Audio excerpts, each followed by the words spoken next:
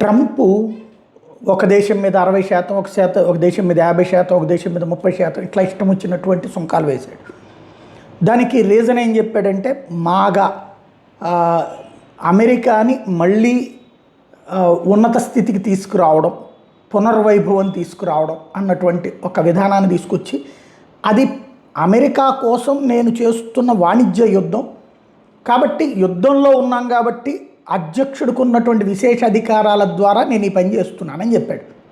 Supreme court దాన్ని వెటకారం చేసింది.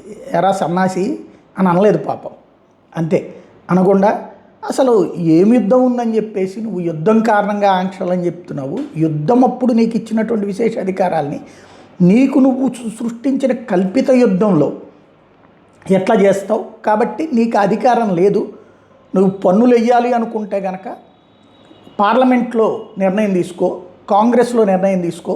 వ్యక్తిగతంగా నీకున్న విశేష అధికారాలు ఇష్టం వచ్చిన టారిఫ్లు వేయడానికి అధికారం లేదు నీకు అని తేల్చి చెప్పింది. అయితే మామూలుగా అమెరికా ఇదివరకు 0 ట్యాక్సెస్ కొన్నిటికి మాత్రమే ఉండేది.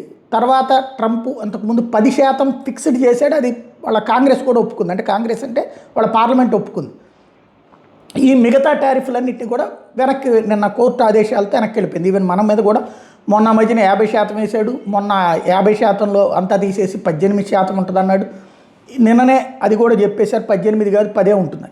ఇప్పుడు అన్ని దేశాల మీదన మినిమం ట్యాక్స్ 15% చేస్తా మళ్ళీ ఆదేశాలు ఇచ్చాడు. ఇందులో 2 కోణం, ఒకటి విశేష అధికారమా లేకపోతే ఈ 15% వేసి దీన్ని తర్వాత పార్లమెంట్లో ఒప్పించుకుంటాడా అన్నటువంటిది మెయిన్ పాయింట్.